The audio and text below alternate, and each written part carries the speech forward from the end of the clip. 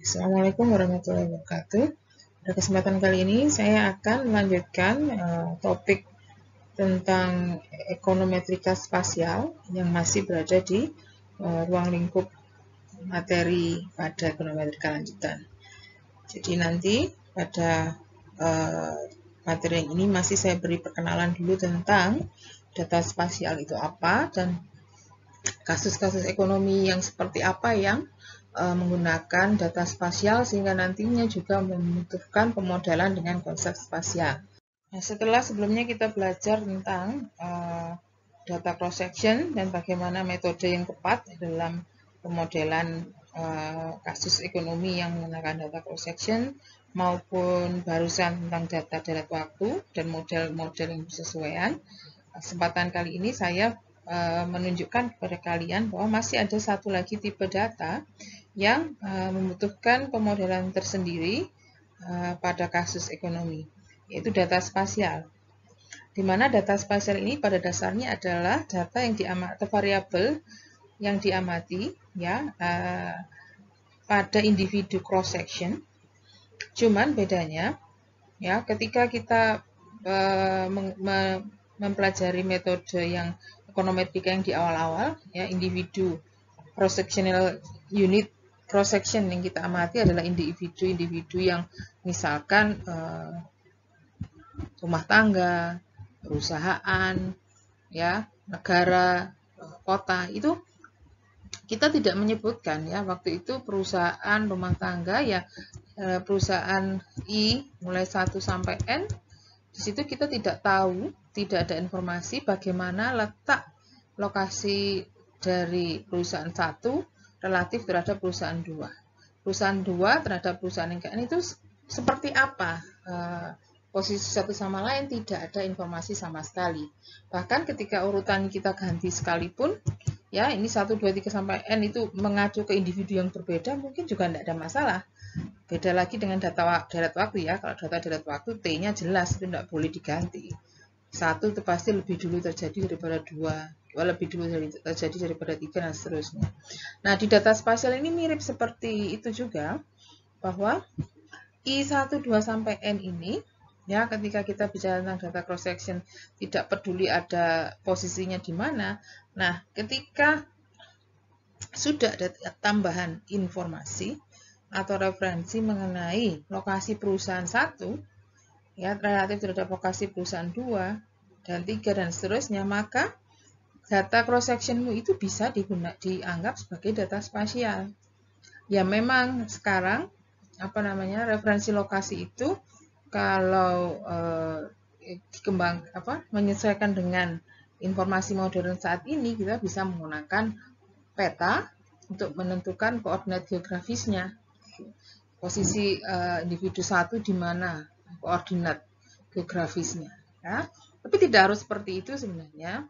Ya bisa saja individu-individu ini tidak harus dibuat referensi posisinya di atas permukaan bumi seharusnya. Ya, tapi yang jelas di sini kunci dari data spasial itu harus ada referensi lokasi ini antar satu pengamatan dengan pengamatan yang lain. Dalam artian posisi satu sama lain itu seperti apa? Berdekatankah? Ya, berjauhankah? Atau seperti apa? Nah, dan di sini karena data spasial yang kita gunakan di ekonomi itu biasanya memang fenomena yang terjadi di permukaan bumi pada ruang wilayah. Misalkan dia berada di kecamatan tertentu, berada di jalan tertentu ya. Rumah tangga yang kita amati, keluarga yang kita amati tinggalnya di jalan tertentu. Kemudian individu-individu rumah tangga itu dikumpulkan menjadi penduduk di suatu kelurahan, kecamatan. Nah, di situ baru muncul bahwa untuk data spasial yang berhubungan dengan kasus ekonomi kita, referensi lokasinya ini harus berupa koordinat titik di permukaan bumi. Ya, jadi misalkan kamu mempelajari harga rumah di beberapa lokasi.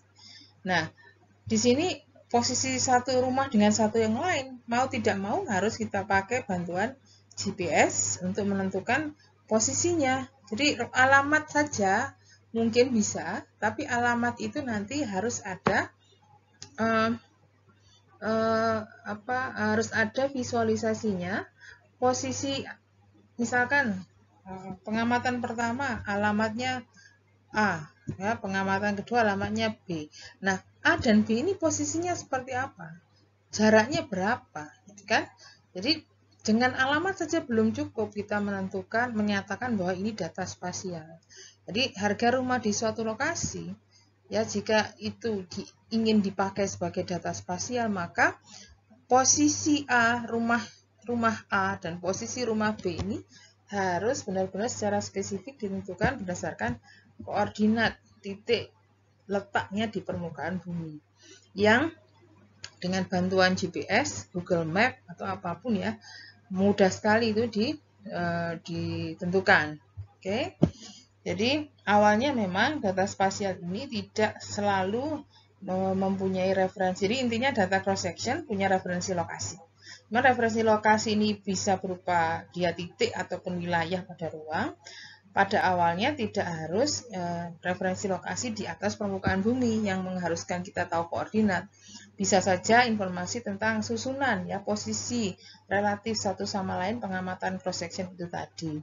Namun seiring dengan perkembangan data dan perkembangan ilmu, ya terutama di kasus ekonomi ini, pengamatan yang dilakukan umumnya adalah pengamatan yang memang fenomena-fenomena yang terjadi di permukaan bumi, ya, yang perilaku masyarakat di dalam ruang geografis, sehingga mau tidak mau referensinya memang harus koordinat lokasinya di permukaan bumi yang dengan bantuan GPS atau Google Map atau apalah yang sekarang sistem informasi geografis yang ada, kita bisa tentukan. Nah, contoh lain kalau ini tadi titik. Ini ya, kalau ini wilayah, misalkan tadi saya cerita, kalau rumah tangga bisa satu titik, tapi kalau rumah tangganya lebih dari satu secara agregat membentuk kelurahan, kelurahan membentuk kecamatan, kecamatan membentuk kota atau kabupaten, maka pengamatan kita jadi wilayah sekarang. Ya, jadi ini tadi kan satu rumah, referensinya titik koordinat rumah ini di permukaan bumi. Nah, sekarang kalau saya pengamatannya berupa wilayah, agregat dari individu-individu tadi, maka menjadi luasan sebenarnya yang kita amati. Ya, nah luasan ini nanti mau tidak mau kita menggunakan, tetap harus ada posisi wilayah ini relatif terhadap wilayah yang lain. Nah, biasanya dipakai titik pusat, ya, pusat wilayah tadi sebagai referensi lokasi. Pusat wilayah yang saya maksud bisa jadi pusat geografis, jadi pusat secara geometris ya. Jadi kalau di sistem informasi geografis itu ada ArcGIS mungkin, dia ada alat bantu untuk menentukan jika misalkan bentuk wilayahnya seperti ini, itu secara geometri pusatnya di mana? Ya, matematika geometri yang dipakai. Misalkan pusat beratnya di sini, maka inilah titik yang dijadikan referensi lokasinya, koordinat titik ini. Atau kita pakai pendekatan lain, misalkan pendekatan yang dinamakan Kota Malang itu pusatnya ya di balai kota gitu misalkan. Jadi misalkan ini wilayah Kota Malang yang dijadikan titik referensi di sini adalah pusat pemerintahan. Itu bisa jadi seperti itu tergantung tujuan dari penelitian kita. Tapi secara umum jika memang tidak ada hanya berlaku secara umum, tidak harus ada perilaku khusus tertentu yang ingin dimodelkan, ya jika data kita cross section ini berupa wilayah, maka referensi lokasinya adalah titik koordinat pusat wilayah secara geografis. Ya, jadi data cross section itu bisa individu, ya, yang lokasinya itu benar-benar satu titik di permukaan bumi seperti rumah ini, atau kumpulan dari individu-individu yang berada dalam satu wilayah, sehingga referensi lokasinya menggunakan pusat geometris wilayah atau pusat pemerintahan. Ya. Yang masuk ke kategori yang ini nanti datanya apa? Kalau ini tadi kan datanya harga. Kalau ini datanya bisa indikator-indikator perekonomian yang dirilis oleh sumber-sumber data, misalkan BPS, kemudian BPS kota, BPS provinsi, ya, menyatakan misalkan kepadatan penduduk per kecamatan, PDRB per kabupaten kota. Nah, itulah yang kita maksud dengan data spasial selama di sini referensi posisi kabupaten dan kotanya ini ada dalam bentuk koordinat di atas permukaan bumi atau posisi relatif satu sama lain. Oke.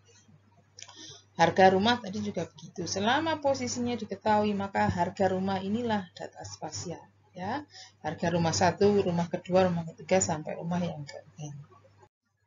Oke, jadi dengan sifat data spasial yang tadi saya jelaskan, ya berbeda dengan data cross section, nanti ya data spasial ini nanti akan memiliki efek dari posisi tadi. Jadi akan ada autokorelasi spasial. Autokorelasi spasial ini adalah autokorelasi dari variabel yang sama, tapi posisinya yang berbeda. Jadi kalau kamu ingat autokorelasi di time series, itu adalah autokorelasi dari Y di saat ini dengan Y di saat sebelumnya, ya, Y di periode sekarang dengan Y dengan periode sebelumnya. Di sini kalau ada bicara tentang autokorelasi spasial, maka yang dimaksud adalah autokorelasi antara Y di suatu lokasi dengan Y di lokasi yang lain. Jadi ini hubungan fungsional antara situasi di sini adalah pengamatan ya, pengamatan di satu lokasi dengan pengamatan yang sama tapi di lokasi yang lain. Pengamatan dalam konteksnya variabel di sini. Itu autokorelasi. Secara spasial berarti di situ dibutuhkan alat ya untuk mengukur bagaimana perubahan karakter dari suatu variabel di satu wilayah hubungannya dengan nilai variabel yang sama tapi di wilayah atau lokasi yang berdekatan. Sedangkan konsep yang lain adalah konsep heterogenitas spasial. Ini juga mirip heteroskedastisitas pada data cross section, mirip juga dengan itu. Kemarin kita belajar ketidakstasioneran terhadap ragam. Ya, ini muncul akibat sifat variabel yang tidak stabil secara struktural di antar lokasi. Jadi ragamnya jadi tidak stabil. Untuk itu, maka pemodelan di ekonometrika itu harus mengakomodir sifat ini, sifat ketergantungan spasial ini tadi. Ya, jadi karena variabel di satu lokasi nilainya tergantung dengan variabel di lokasi variabel yang sama tapi di lokasi yang lain, ini harus dipertimbangkan di dalam pemodelan. Ya, harapannya sih nanti kalau saling berdekatan itu sifatnya mirip. Gitu. Ini namanya autokorelasi positif di sini. Jika ada pengamatan yang nilainya mirip-mirip pada lokasi yang berdekatan, maka di sini kita harapkan ada autokorelasi positif, ya. Nah, semakin dekat semakin mirip, berarti sebaliknya. Kalau semakin jauh ya semakin tidak mirip. Nah, di sini istilahnya ketergantungan spasial adalah fungsi negatif dari jarak. Fungsi negatif itu berarti semakin jauh semakin tidak mirip, ya. Fungsi negatif semakin jauh jaraknya semakin tidak ada kemiripan. Ini yang disebut dengan autokorelasi spasial. Ketergantungan spasial, autokorelasi spasial itu adalah istilah yang setara. Nah, di sini saya gambarkan ya, ada visualisasi tentang katakan grid ini adalah lokasi wilayah-wilayah. Jadi ada beberapa wilayah, saya buat grid yang teratur ya supaya gampang aja. Pada prakteknya nanti ketika kamu berhadapan dengan real case ya wilayah itu tidak beraturan ya bentuknya. Ini grading warna ini menunjukkan intensitas atau besar kecilnya variabel. Ya, katakan variabel yang nilainya besar itu yang gelap, semakin lama semakin kecil, sampai ke yang terang ini yang nilainya kecil. Nah, yang ingin saya pastikan di sini kelompok warna. Ya, ini warna ini termasuk gradasi kita anggap mirip nilainya. Warna mirip artinya nilai pengamatannya juga mirip. Warna yang kontras, nilai pengamatannya berbeda jauh. Jadi di sini ada kelompok-kelompok nilai yang mirip-mirip di wilayah yang saling berdekatan. Ya, jadi di sini menunjukkan adanya autokorelasi spasial positif. Jadi misalkan satu nilai ini tinggi, sekelilingnya juga tinggi. Atau nanti kalau diarahkan ke hubungan sebab akibat, nilai di lokasi ini mengalami kenaikan, maka nilai di wilayah sekelilingnya juga mengalami kenaikan. Itu namanya autokorelasi positif. Sebaliknya, ya yang ini misalkan, ya, ini nilainya rendah, sekelilingnya juga rendah. Ya, misalkan ini mengalami penurunan nilai, sekelilingnya juga ikut mengalami penurunan nilai. Gitu kira-kira autokorelasi positif. Sebaliknya nih, kalau ada autokorelasi spasial negatif, maka ini seperti orang ini polanya seperti orang yang marahan. Jadi satu lokasi dengan lokasi yang lain itu sangat kontras.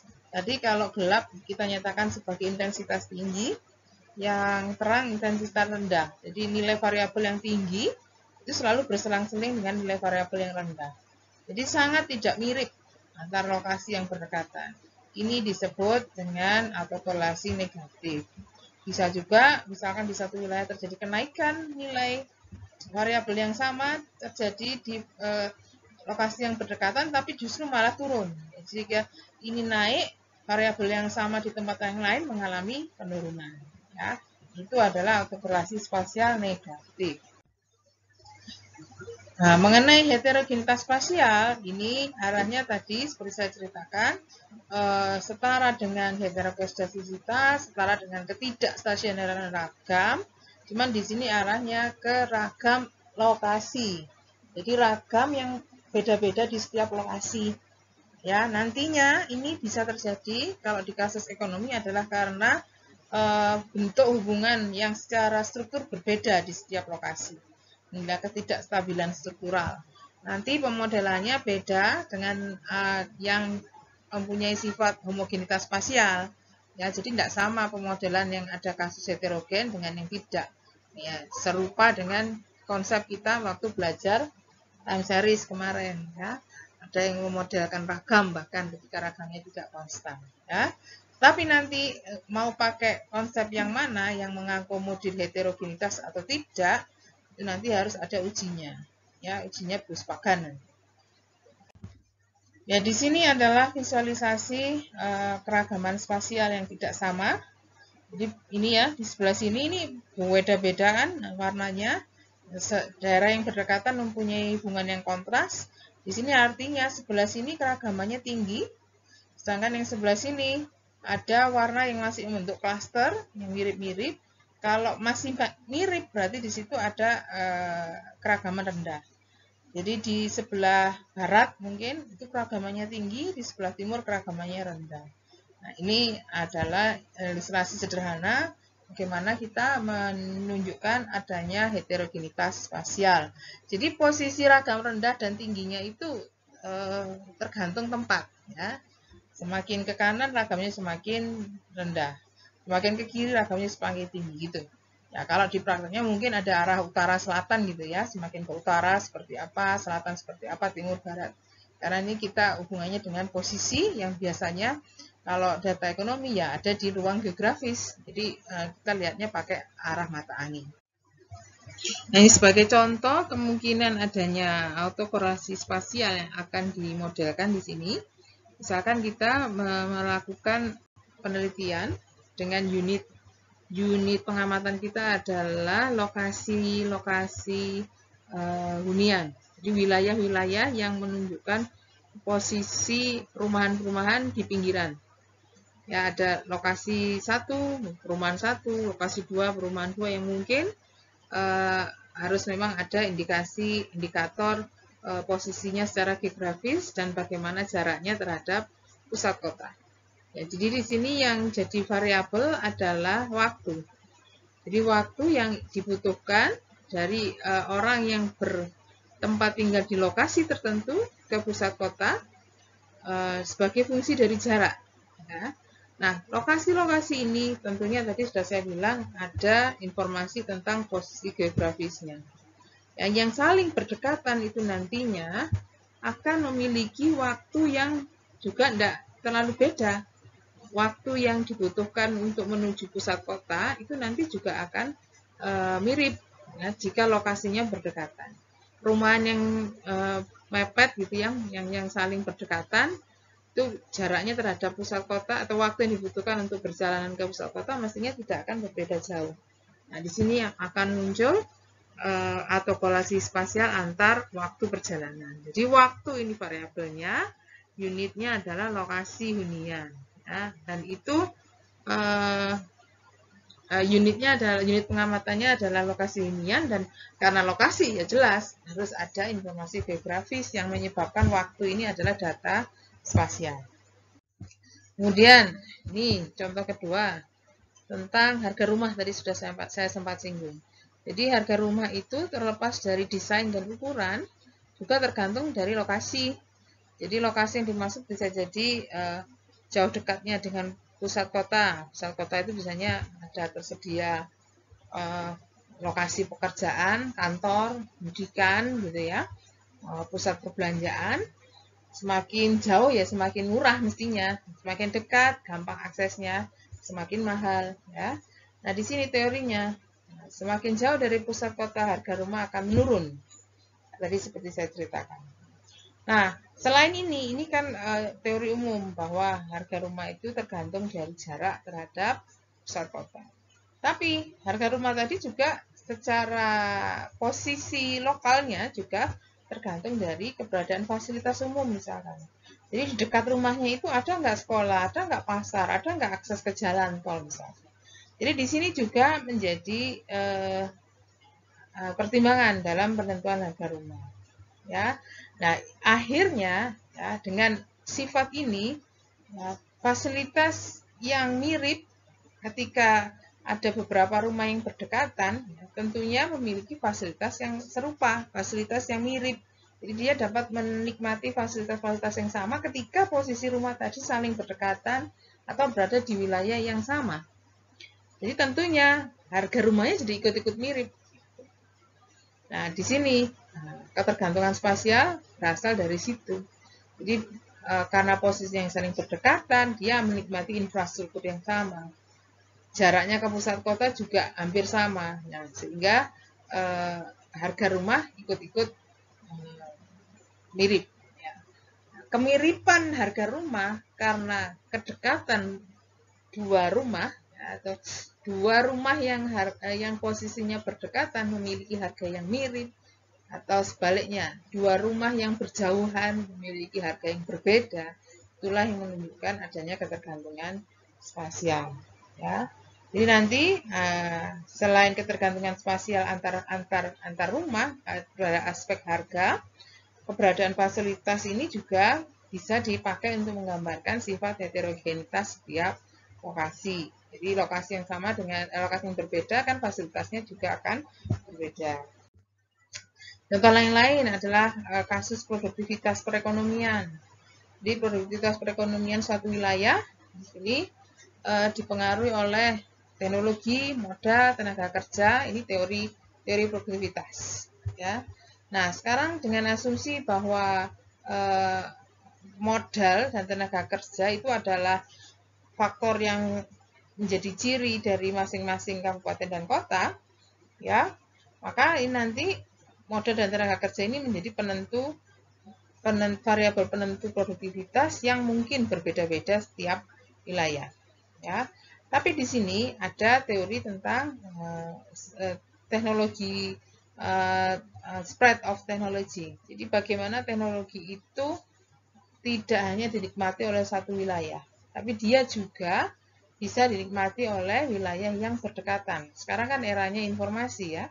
Jadi kalau ada perubahan teknologi, bahkan sekarang dengan era digital, tidak hanya lokasi yang berdekatan yang bisa sharing informasi ya. Lokasi yang jauh pun masih bisa. Nah, tapi ini teori kita, teori klasik geografi, bahwa awalnya memang sebelum ada teknologi informasi, informasi yang membantu kita mempermudah proses produksi itu kita namakan teknologi ya. Nah, bagaimana merubah modal dan tenaga kerja menjadi output itu mungkin saja sangat tergantung pada level teknologi yang dimiliki oleh satu wilayah. Nah, jika satu wilayah berhasil mengembangkan teknologinya, maka produktivitasnya pasti akan lebih tinggi daripada wilayah-wilayah yang lain. Nah, di sini ketika satu wilayah memiliki teknologi yang lebih tinggi dari wilayah sekitarnya, Maka dia tidak menutup kemungkinan terjadinya penyebaran informasi ya yang akhirnya seolah-olah menularkan teknologi tadi. Ya, sehingga teknologi yang diterapkan di satu wilayah bisa juga diterapkan di kabupaten dan kota di sekitarnya. Nah, ini teori klasiknya, informasinya pasti lebih nyampe ke wilayah yang lebih dekat. Bisa jadi konteks ini masih belum mengasumsikan bahwa nggak harus dekat, jauh pun bisa nyampe. Nah, itu beda lagi ya. Jadi di sini asumsinya teknologi yang tersampaikan lebih akurat itu ketika dekat, ketika posisinya dekat.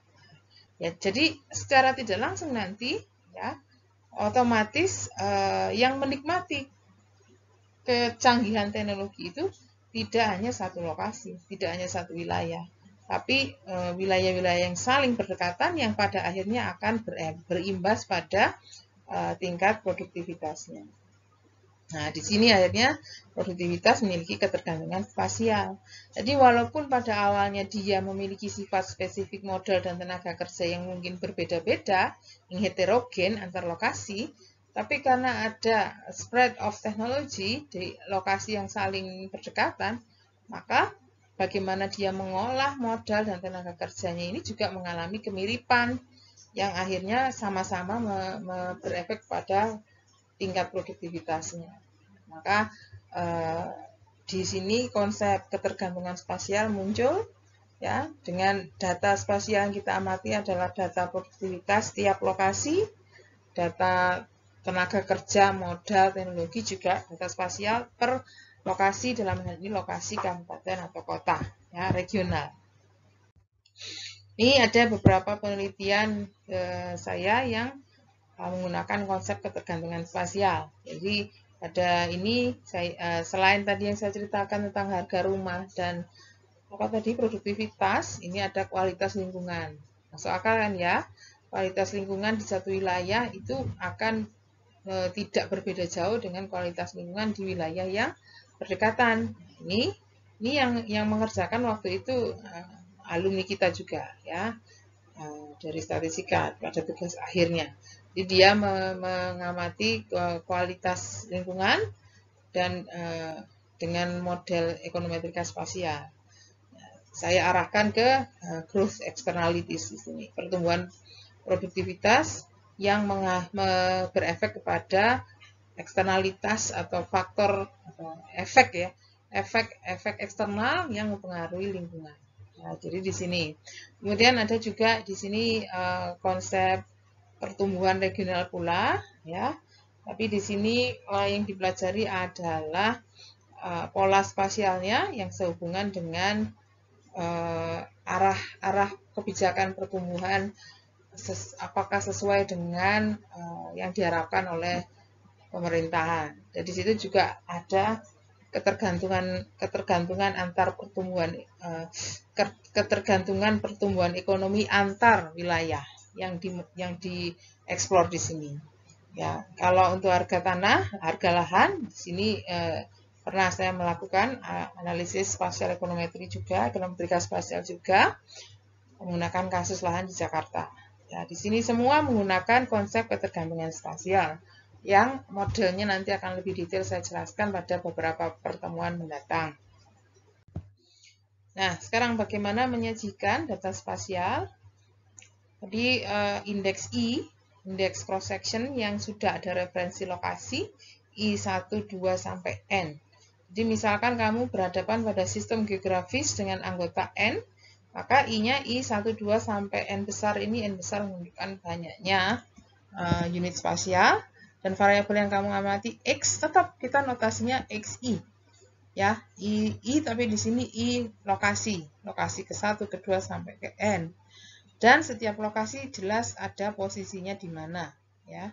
Nah, nanti antar lokasi pada sistem geografis yang kita amati perlu ditunjukkan secara matematis posisinya. Jadi peta itu membantu kita untuk menentukan posisi satu sama lain. Tapi yang diolah secara matematis bukan petanya. Ya, peta tidak dapat diolah secara matematis. Peta hanya memberikan visualisasi, referensi lokasi, posisi satu sama lain. Ya, dan di situ akhirnya orang matematika menggunakan konsep lain untuk menunjukkan lokasi satu sama lain. Namanya matriks pembobot spasial. W, ya, notasinya W. Dan matriks pembobot spasial ini perannya sama dengan notasi time lag pada data deret waktu nanti. Detailnya materi berikutnya. Ya, ini saya jelaskan secara umum. Jadi peta memang dibutuhkan terutama di kasus regional, ekonomi regional. Kalau selain itu mungkin tidak harus ada peta, ya. Tapi di sini di konsep ekonometrika ini harus ada, karena pengamatan yang kita unit cross section yang kita amati adalah unit spasial yang kita amati adalah wilayah, dan wilayah itu ada batas administrasi, ya, yang posisi geografisnya sangat spesifik sesuai bagaimana letaknya di permukaan bumi. Dia harus ada peta untuk menunjukkan. Tapi cara matematis peta tadi masih perlu diolah lagi menjadi seolah-olah bahasa matematis, ya, kode dalam kode matematis yang bisa diolah. Nanti namanya matriks pembobot spasial. Oke, jadi nanti matriks pembobot spasial ini akan mencirikan konfigurasi lokasi antar unit spasial. Nah, ukurannya kalau kamu punya individu I1 sampai N besar, maka matriks pembobot spasialnya ini juga akan berukuran N kali N, tergantung dari banyaknya individu. Jadi semakin besar atau semakin luas wilayah geografis yang kamu amati, ya, semakin besar ini matriksnya, ya. Jadi pembentukannya seperti apa? Materi selanjutnya. Saya sini fokus dulu kepada dua konsep. Jadi ada konsep ketetanggaan kontiguitas, ya, ini konfigurasi lokasi satu unit spasial relatif terhadap unit spasial lain, yang tidak fokus pada jarak, ya, tapi fokus pada posisi satu sama lain berdasarkan ketetanggaan. Ya, ketetanggaan biasanya ditangkap dengan berbatasan wilayah atau tidak. Kalau di konsep kita di data ekonomi, ya, alatnya peta wilayah. Jadi peta wilayah yang memuat seluruh unit geografis, ya, pada himpunan S, pada sistem S tadi. Jadi di sini asumsinya kalau bertetangga, kalau jejeran, asumsinya autokorelasinya lebih besar daripada yang jauh, ya. Jadi dianggap pula keragam di yang bertetangga relatif sama. Nah, konsep kontiguitas ini nanti mutlak membutuhkan posisi di dalam peta, ya. Kalau dia berbatasan wilayah, dia dianggap sebagai bertetangga. Kalau tidak, ya tidak. Oke. Nah, selain itu, kita juga bisa menyatakan tidak dari bertetangga berbatasan wilayah saja, tapi juga berdasarkan jarak nantinya, ya. Dan untuk menghitung jarak kita butuh lokasi koordinat dari posisi wilayah tadi, yang dilambangkan dengan, kalau di permukaan bumi itu notasinya latitude dan longitude. Jadi yang pertama tadi konsep kontiguitas, prinsipnya tetangga atau tidak berdasarkan batas wilayah. Ya, kalau tidak berbatasan wilayah ya tidak bertetangga, gitu. Dengan asumsi bahwa yang dekat, yang bertetangga itu pengaruhnya lebih besar, ya. Yang kedua, pendekatan yang kedua nanti berdasarkan jarak. Tapi jarak harus tahu dulu posisi geografisnya berdasarkan koordinat latitude dan longitude. Nah, hanya saja di sini latitude dan longitude ini, ya, yang nantinya dipakai untuk menghitung jarak antar dua titik dalam ruang geografis kita, itu satuannya derajat, ya. Nah, kalau kamu belajar geografi di SMA mungkin atau SMP, bujur timur, bujur barat, lintang utara, lintang selatan, itu semua satuannya derajat. Nah, di situ agak mempersulit kita kalau mau menghitung jarak antar dua titik.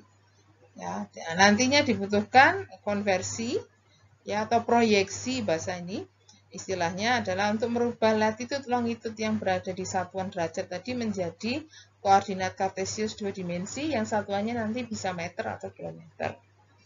Ya.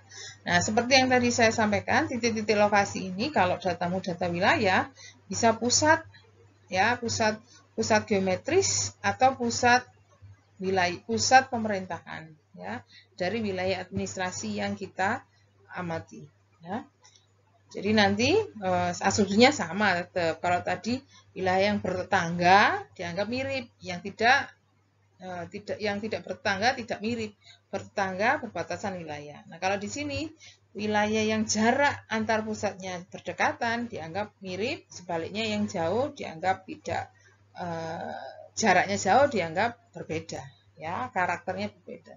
Jadi di sini kita punya dua aspek yang dilihat, variabelnya dan posisi. Itulah data spasial. Posisi bisa dilihat berdasarkan kedekatan dengan konsep tetangga, berbatasan wilayah atau tidak, kedekatan berdasarkan jarak. Untuk melihat jarak, kita butuh posisi koordinat yang secara geografis bisa bujur lintang, ya, menggunakan derajat, atau akan lebih mudah lagi jika derajat tadi sudah dikonvert dengan proyeksi, supaya jadi seolah-olah kamu memiliki koordinat pada bidang dua dimensi.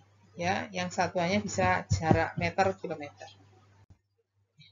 Jadi nanti kalau posisi satu sama lain dari seluruh individu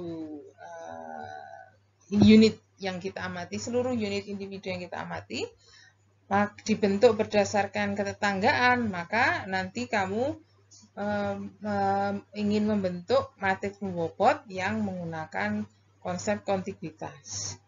Tapi kalau kedekatannya dibentuk berdasarkan jarak, ya, ditentukan berdasarkan jarak satu sama lain, maka matriks yang dipakai nanti adalah matriks pembobot jarak.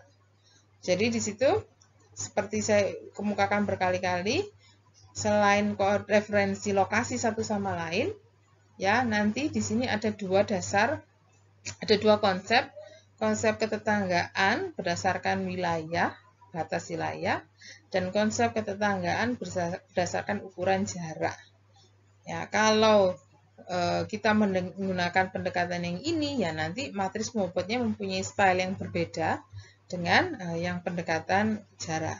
Ya, matriks itu diperlukan karena matriks itu adalah representasi matematis dari konfigurasi lokasi yang biasanya dilihat di peta, jadi batas wilayah atau berbatas jejeran atau enggak itu kan lihatnya dari peta wilayah, ya. Untuk hitung jarak juga menggunakan alat bantu peta untuk melihat jarak satu sama lain seperti apa. Nah, peta itu tadi diterjemahkan dalam notasi matematis mengenai posisi satu sama lainnya, bisa pakai konsep ke batas wilayah, bertetangga atau tidak, kalau berbatasan wilayah bertetangga, kalau enggak, atau jarak. Oke, detailnya materi selanjutnya.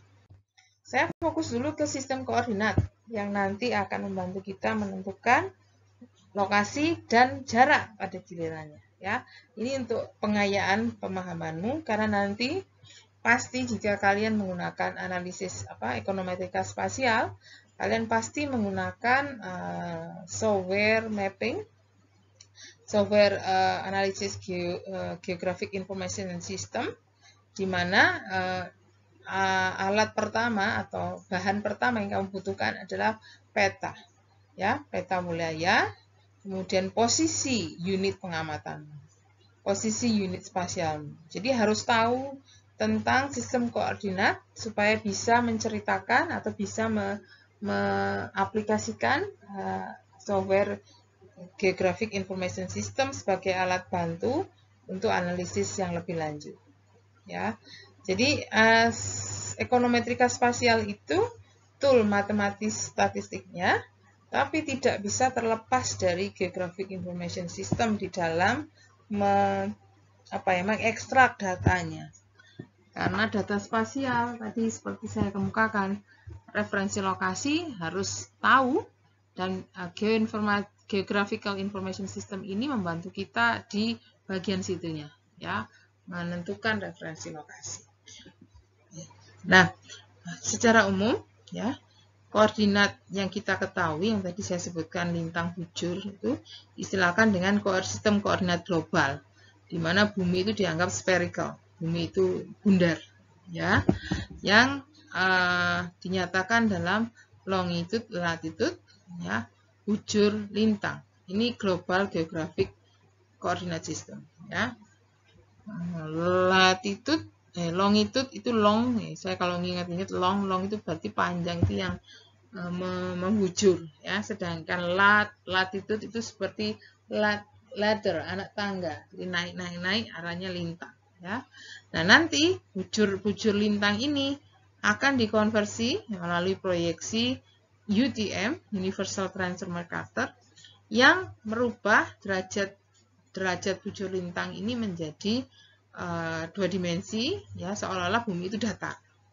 Yang tadinya spherical didatarkan, sehingga satuannya bisa meter atau kilometer.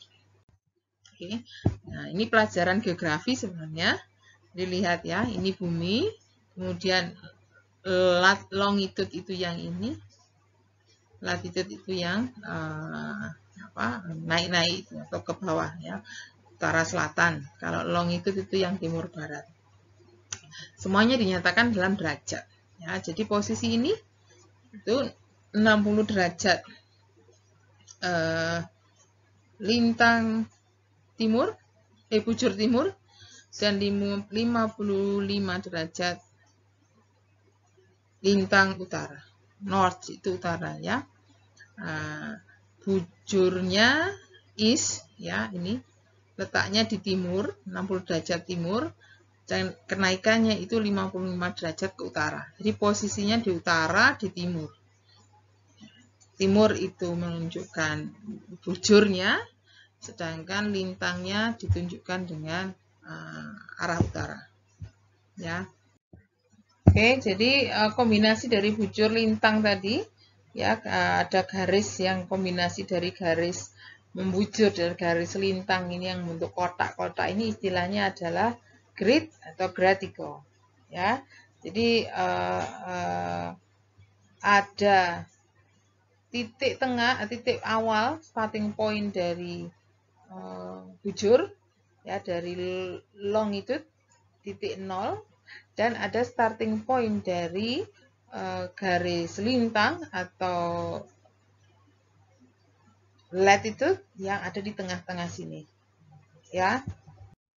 Posisinya kalau garis yang di tengah latitude ini, ya, itu adalah garis ekuator. Nih, garis ekuator adalah garis pada posisi lintang 0 derajat, latitude 0 derajat.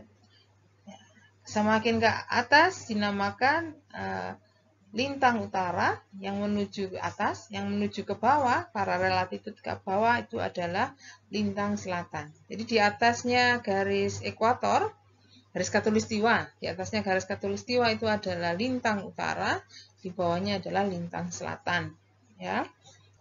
Satunya yang tadi saya nyatakan sebagai titik 0 dari bujur atau longitude, itu ada pada posisi Greenwich, ya. Nah, garis yang melalui Greenwich di Inggris dinyatakan sebagai garis prime meridian, ya. Jadi sini bumi yang bundar ini dibagi arah melintang, ini garis khatulistiwa, dibagi dengan arah yang bujur ini, ya. Ini horizontal, ini vertikal, gitu, ya. Itu adalah garis meridian. Jadi kalau berada di garis meridian ini, kamu berada di posisi 0 derajat longitude, ya, 0 derajat bujur. Sedangkan kalau kamu berada di garis khatulistiwa, kamu berada di 0 derajat lintang atau 0 derajat latitude. Kalau 0, ya, artinya kamu berada di garis ekuator dan di prime meridian, yang kombinasinya membentuk grid yang dinamakan graticular tadi. Oke, di posisi wilayah yang ada di utara, ya, nanti kita namakan dengan lintang utara, lintang selatan, north latitude, south latitude. Sedangkan yang di kirinya garis Greenwich, di kirinya Greenwich. Greenwich itu nama lokasinya ya, nama wilayahnya ya, tapi titik garisnya ini dinamakan dengan garis prime meridian. Di sebelah kiri ini adalah di baratnya meridian, yang sana di timurnya meridian. Istilahnya di sini west longitude sama east longitude. Bujur barat, bujur timur. Ya, jadi seperti itu. Di sini untuk membantu ingat-ingat aja, letters naik tangga dari south ke north. Ya, degree-nya ya 360 kan ini ya. Kemudian yang ini long, yang bujur ya. Sama juga. Nah, ini nanti semua dinyatakan dalam satuan degree, minute, second. Jadi derajat, menit, detik ya. Nah, kalau tadi saya ceritakan garis ekuator yang ke utara itu 90 derajat perjalanannya. 0 sampai 90 derajat. Kalau dari 0 turun ke bawah ke arah selatan itu min 90, 0 sampai min 90 ke bawah ya. Terus yang gerak yang garis bujur. Ya, garis bujur tengah-tengahnya ke prime meridian, bergerak ke east atau ke west ya. Timur atau ke barat, ke timur ke kanan 0 sampai 180 plus kalau mundur ke arah barat itu min 180 ya.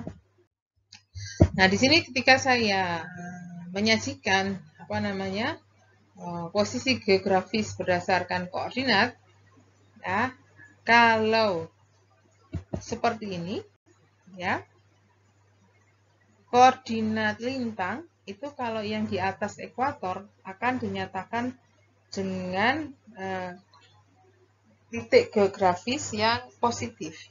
Tapi kalau berada di bawah negatif. Contohnya ini. Barat dan timur juga begitu ya nanti ya. Ini Sydney, ini berada di posisi selatan. Dia berada di bawahnya garis khatulistiwa dan sebelah timurnya Greenwich ya. Timur, posisi Australia itu sama seperti kita di timur. Tapi kalau di Indonesia itu tidak terlalu jauh dari garis khatulistiwa, ada yang di bawah, ada yang di atas ya. Nah, ini kalau Australia itu semua di bawah, semua di selatan. Jadi di sini koordinat Sydney adalah 33 derajat 51 detik sekian second. 33 derajat 51 menit sekian detik. Selatan, south. Berarti south latitude. Sedangkan posisi longitude-nya adalah 151 derajat. Ya, jadi ini posisinya jauh sekali dari Greenwich kan, 151 derajat itu Greenwich 0 derajat, ini 151 derajat. Kalau ini masih 33 ya, di bawahnya ekuator tapi masih tengah-tengah itu ya, nggak sampai 33. Nah, ketika ini didesimalkan ya menjadi koordinat yang koma-koma, seperti saya bilang tadi, kalau north dia akan positif ya, karena di atas ya. Kalau south dia akan negatif nih. Jadi kalau ada notasi min 33 sekian latitude itu artinya berada di selatan, di bawahnya ekuator. Ya, sedangkan east karena posisinya di kanannya meridian, maka posisinya desimalnya positif. Jadi kalau tahu notasi seperti ini, kita tidak tahu atasnya, ini tidak tahu gitu ya. Kamu bisa dari sini bisa menunjukkan bahwa sebentar ya. Bisa menunjukkan bahwa ini adalah posisi yang negatif dan positif. Negatifnya menunjukkan dia di mana? Di selatan ini, sedangkan yang ini karena dia ada di kanan, garis green meridian ya. Oke. Satu lagi contoh yang lain. Ya. Nih, ini sama-sama di timur nih semuanya, belum ada contoh saya yang ada di baratnya Greenwich ya. Kalau di baratnya Greenwich nanti yang negatif yang ini. Yang ini. Ya. Ini juga masih di selatan, ya, Kota Malang, ya. Tapi tidak terlalu jauh dari garis khatulistiwa. Jadi di sini 33 derajat, di sini hanya 7 derajat. Posisi dari Greenwich-nya juga lebih jauh Sydney daripada Kota Malang. Ya, jadi nanti ketika di-convert ke desimalnya juga yang posisi latitude-nya minus karena dia di selatan. posisi longitudenya plus karena dia di timur. Ya, kalau di barat akan negatif. Oke. Nah, itu bisa kamu cek dari website ini ya, kalau mau coba-coba melihat posisinya. Ini bisa dilihat, ini saya tadi walaupun nggak akurat di derajat apa koma-komanya, ya, ini di sini sebagai pedoman. Ya. Oke. Ini untuk Australia yang Malang ini. Nah, sekarang saya masuk ke bagaimana itu tadi semua masih dalam satuan derajat. Nah, bagaimana mengkonversi atau memproyeksikan yang satuan derajat itu tadi menjadi satuan meter. Jadi yang bumi itu bundar, itu seolah-olah dibuka gitu supaya jadi bidang datar. Itu konsepnya seperti itu. Ya, dan ingat tadi gratikel atau grid yang terbentuk itu kan dari lengkung-lengkung gitu ya. Jadi akan masuk akal nanti kalau luasnya tidak akan sama, tergantung posisi gratikul itu di permukaan bumi. Yang posisi di dekat yang di tengah-tengah itu pasti besar-besar itu. Bukan yang buminya seperti yang posisi di daerah sini, ya gridnya pasti lebih lebar daripada grid nanti yang ketika berhubungan dengan grid yang ada di North Pole atau di South Pole. Ya. Jadi proyeksi itu sudah mempertimbangkan teori itu. Nah, jadi nanti proyeksinya dinamakan dengan ini UTM. Jadi koordinat global yang derajat menit detik itu tadi diubah menjadi bidang datar supaya koordinatnya koordinat kartesius bidang datar. Nah, caranya nanti menggunakan meter atau kilometer ya. Cuman dia ada bantuan untuk membagi wilayah-wilayah di permukaan bumi itu menjadi zona. Jadi dari utara ke selatan nanti ada zona-zonanya, dari barat ke timur juga ada zona-zonanya. Ya, nanti supaya mempermudah kita untuk mengkonvert yang derajat degree itu menjadi koordinat easting northing namanya. Di koordinat easting itu kiri kanan, northing itu yang dari selatan ke utara. Ya, atas bawah. Kebalik, bawah ke atas. Dari kiri ke kanan. Ya. Nah, sedangkan pembagian zona-zonanya nanti akan membedakan antara zona selain yang di sini. Di kutub utara dan selatan ini tidak masuk ke zona yang proyeksi UTM, jadi proyeksinya nanti beda konsep. Ya, karena sudah sangat mendekati kutub yang mendekati atas, jadi sangat distorsi ya, jadi sangat berbeda ini proyeksinya. Ya. Nah, sistem UTM ini tadi seperti saya bilang membagi bumi ke dalam zona yang utara selatan maupun zona yang timur barat. Ya, kalau yang timur barat dari barat ke timur, dari barat ke timur itu dibagi menjadi zona yang diberi nomor 1 sampai 60, masing-masing selebar 6 derajat. Karena satu circle perut bumi ini sepanjang equator line itu kan 360 derajat. Bumi itu bundar sekali lagi. Jadi kalau dibagi 60, masing-masing zona memiliki lebar 6 derajat. Ya, berbagi batas pada meridian ya. Jadi berbagi batas pada longitude 180 dan meridian. Jadi di situ ada yang tengah-tengahnya itu loh ya. Jadi buminya begini. Ini yang meridian tadi sampai ke belakang. Ya, sampai ke belakang ini enggak kelihatan. Itu kan dibagi-bagi 6 derajat sampai akhirnya ketemu di belakang. Ya. Zonanya nanti diberi nomor 1 sampai 60. Yang nomor awal itu yang dari yang meridian. Kemudian secara lintang ya tadi kan yang bujur ya ya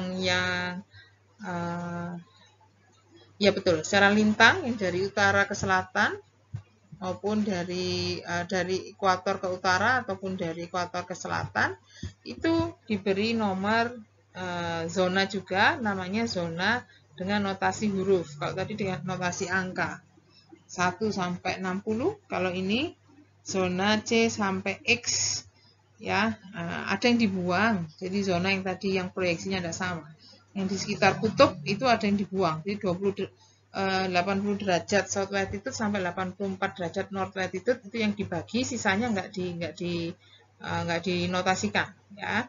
Jadi hanya mulai sini sampai sini dibagi C sampai X dari selatan ke utara, tapi tidak pakai huruf O dan I karena akan rancu dengan angka 0 dan 1 gitu ya. Dan pembagiannya seperti ini, masing-masing 8 derajat kecuali zona yang di dekat kutub utara. Zona X ini satu-satunya yang 12 derajat, sisanya 8 derajat ya. Nah, yang di atas ekuator nanti yang pertama zona N namanya. Ya, sedangkan yang zona-zona yang dekat dengan kutub utara ini nanti masuk sistem proyeksi yang lain. Ini saya tampilkan ya. Nah, nolnya itu adalah ini. Nih. Ya, 0, nomor 0, 1, 2, 3 dan seterusnya ke sana sampai 60 map. Yang ini adalah Greenwich Meridian atau Meridian Line yang batasnya ada di kota Greenwich di Inggris, di Eropa di sini. Ya. Nah, semakin ke kanan, ini zona dunia tadi saya katakan. Jadi kalau kamu lihat itu waktu, pembagian zona waktu, ini yang GMT 0, 0 GMT. Jadi waktu di sini adalah 0 GMT. Pusatnya semakin ke kanan, waktunya semakin duluan. Jadi yang satu zona ini GMT plus 1. Zona berikutnya GMT plus 2 dan seterusnya ya. Sorry. Saya nggak hafal ini satu zona ini tambah berapa jam ya, saya nggak hafal. Yang jelas kalau kalian cek, kamu di HP-mu kan ada. Indonesia sebelah sini, ini itu sudah masuk GMT plus 7. Artinya semakin ke kanan, semakin dulu kan ya jamnya, otomatis beberapa zona itu plus 1 jam, mengcover 1 jam. Sampai di Indonesia sudah GMT plus 7 yang Jawa ya, terutama di Jawa Timur sini. Ya, dari di sini kalau sekarang di Greenwich, di London, di Greenwich itu jam 12 malam, di Indonesia sudah jam 7 pagi. Ya, makanya disebut GMT plus 7.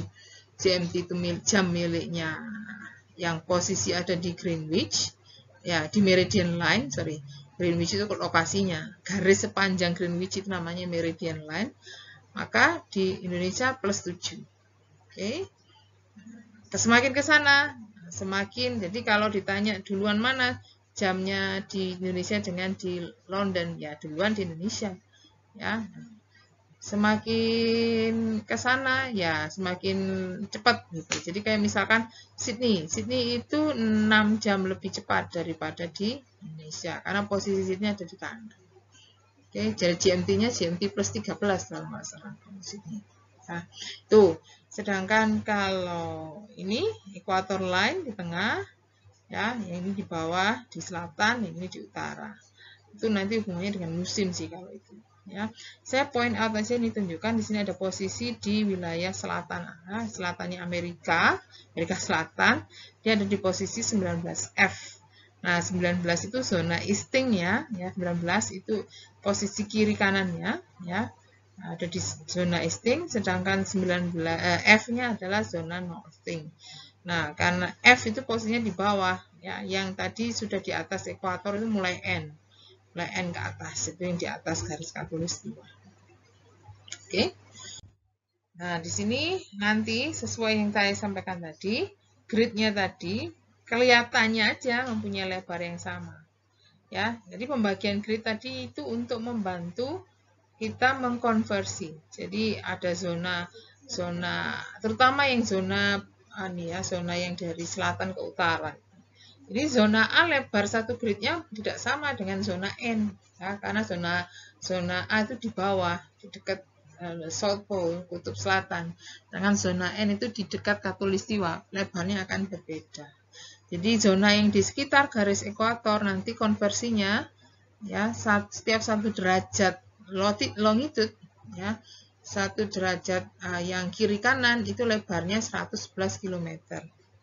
Ya, yang di utara dan selatan beda konversi. Jadi nanti ada gambar yang menunjukkan, saya tunjukkan di belakang supaya lebih mudah pemahamannya. Jadi semua itu baik itu yang arah utara selatan atau kiri kanan ya tergantung posisi dia berada di mana sehingga konversinya juga tidak akan sama. Ya, ini contoh ya untuk menunjukkan posisi easting northing. Jadi contoh, jadi untuk menunjukkan posisi easting tadi katanya meridian line itu sebagai nolnya, nol dari sisi longitude.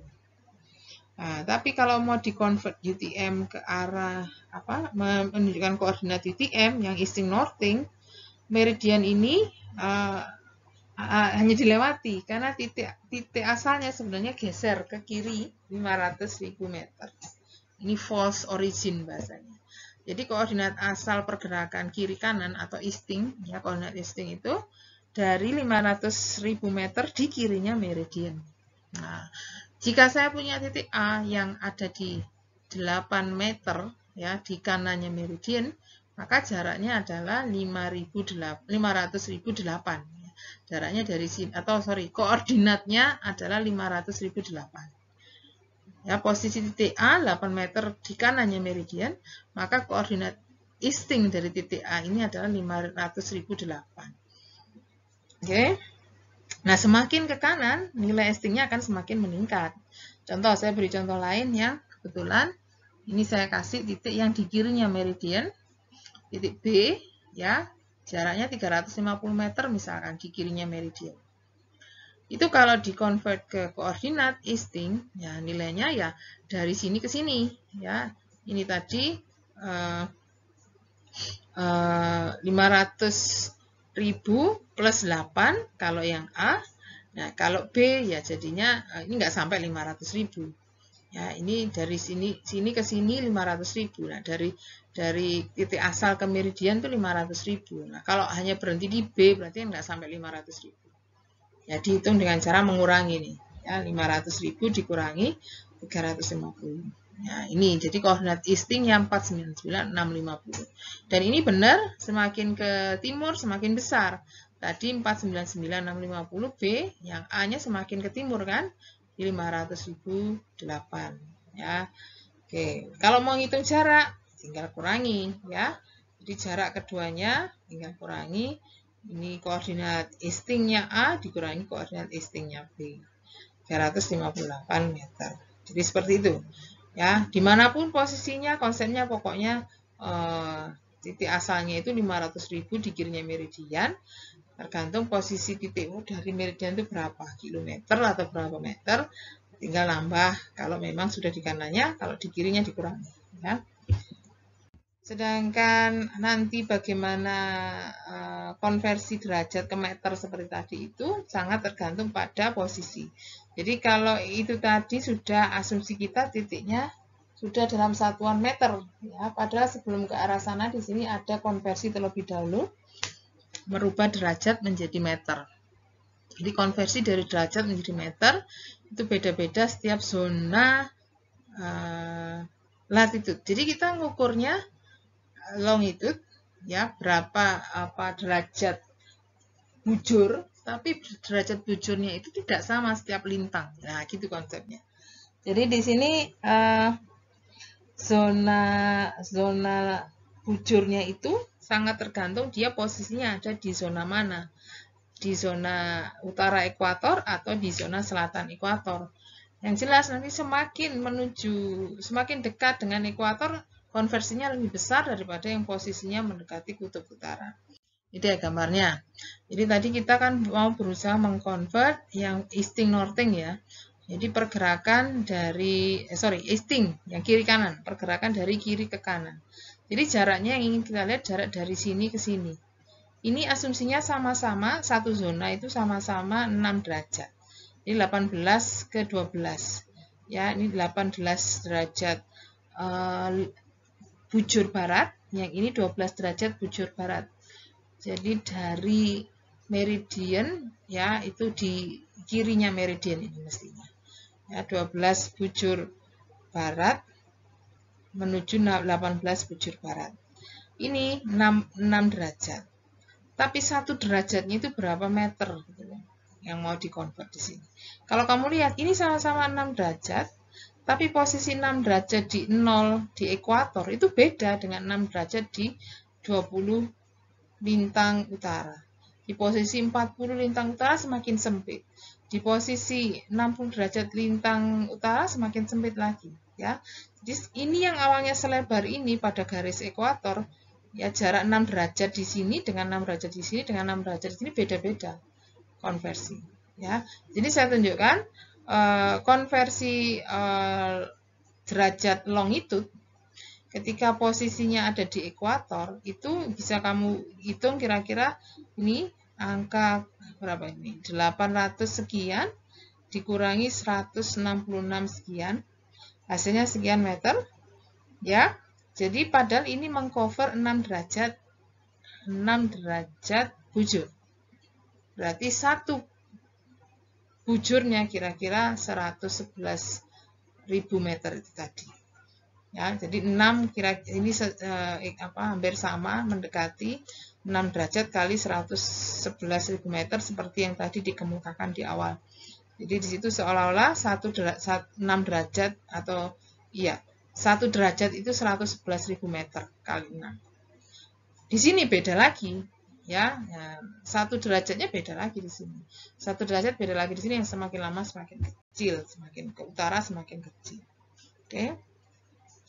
Kemudian untuk northing yang arahnya ke utara selatan, jadi pergerakan ke utara selatan, ya, pergerakan posisi bawah ke atas.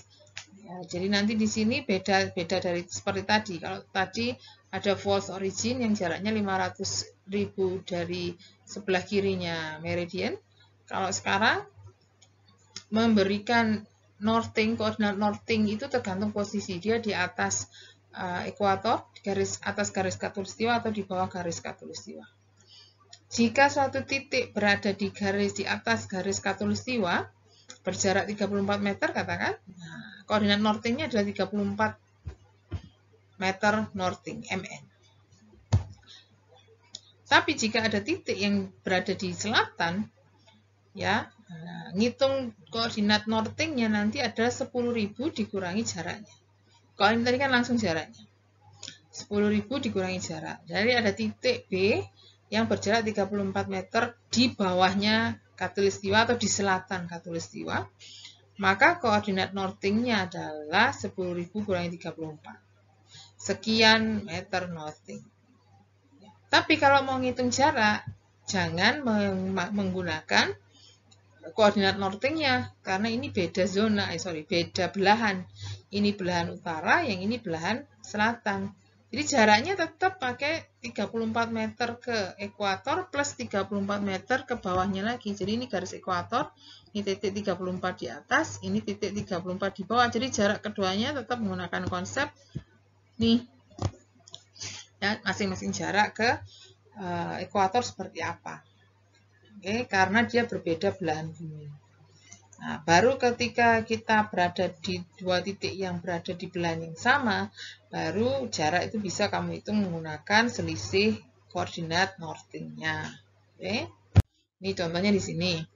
Titik C, dia 340 meter di utara garis ekuator. Di utara kan langsung, northingnya langsung 340 meter northing. Yang satunya 500 meter juga di utara, northingnya langsung 500 meter northing. Jadi semakin ke utara, ini semakin ke utara kan, 500 ini semakin jauh dari ekuator, semakin besar nilainya. Sesuai konsep kita. Dari selatan ke utara, koordinat northingnya semakin besar. Jarak tinggal hitung. 500 kurangi 340. Boleh ini. Ini boleh menggunakan koordinat northing langsung. Jarak asli juga nggak masalah sih sebenarnya. Ya. Lain halnya dengan titik yang di bawah. Kalau di bawah ekuator, di selatan ekuator ya, di belahan bumi selatan, koordinat northingnya harus pakai konsep 10.000 dikurangi. Ya, hasilnya ini, ya, yang F 500 meter di selatan, 10.000 dikurangi 500. Kalau mau compare, ini lebih di bawah daripada ini, ya kan? Jadi semakin ke utara, semakin besar. Betul, tetap. Semakin ke utara, koordinat northing semakin besar. Jarak, nah di sini juga kembali karena di belahan yang sama boleh menggunakan konsep selisih dua koordinat northingnya. Jadi pada belahan yang sama tidak masalah, hanya pada yang belahan berbeda tadi yang tetap menggunakan jarak relatif dari ekuator. Oke, nah mengenai konversi sama juga seperti tadi. Kita sebenarnya mau mengkonversi jarak untuk setiap derajat ya kenaikan setiap derajat pergerakan dari ini latitude Ya, jadi ini setiap derajat naiknya ini berapa sih gitu ya, berapa meter per konversinya. Sama, dan dia akan berbeda-beda setiap posisi ya. Jadi di sekitar ekuator itu sekitar 110.000 meter per 1 derajat yang nanti membesar setiap derajat yang mendekati kutub utara. Kenapa? Ini ilustrasinya. Sekarang kita ngukur yang ini. Ya, kalau tadi yang diukur adalah jarak kiri kanan, ya, yang beda-beda konversi per derajat ini padahal sama-sama 6 derajat. Cuma 6 derajat di ekuator dengan 6 derajat di sini dan di sini semuanya beda. Nah, demikian pula dengan ini. Jadi pergerakan ke atas itu pembagiannya di sini contoh aja 20-20, naiknya 20 derajat. 0 sampai 20 derajat, 20 sampai 40, 40 sampai 60, 60 sampai 80.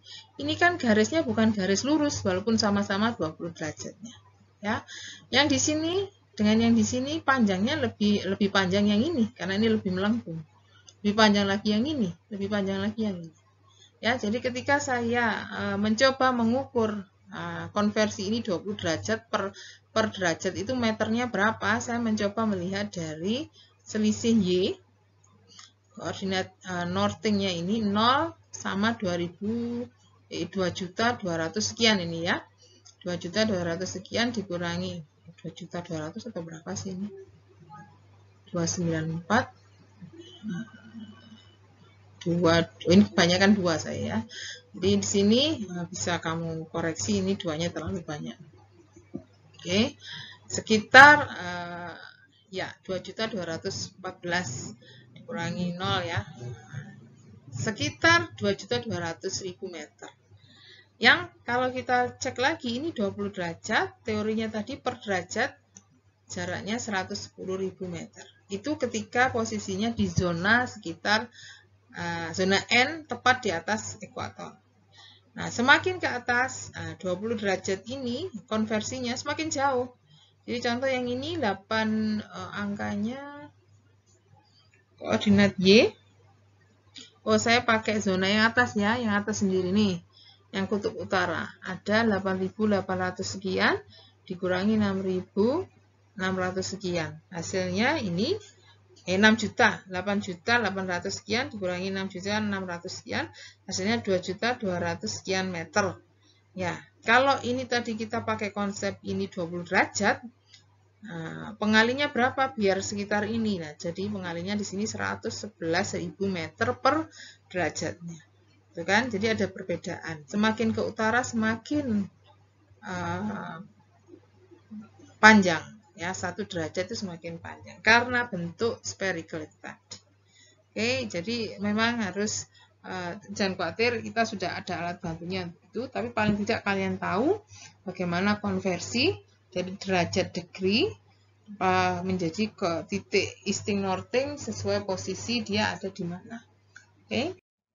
Nah, ini nanti kalau kamu ada waktu bisa cek ini untuk melihat bagaimana konversi dari longitude latitude yang satuan degree minute second menjadi easting northing. Nah, yang nanti dipakai pada analisis ekonometrika spasial adalah peta yang sudah posisi koordinatnya atau referensi geografisnya sudah diproyeksikan menjadi easting northing, ya, bukan lagi degree minute second. Ya, sehingga nanti kamu bisa dengan leluasa merubah atau menghitung jarak antar titik karena sudah menggunakan posisi easting northing. Oke, itu semua bisa dikerjakan dengan alat bantu, bisa pakai R, bisa pakai software geoinformation system yang lain. Oke, ada yang free, ada yang berbayar. Kalau mau free kita bisa pakai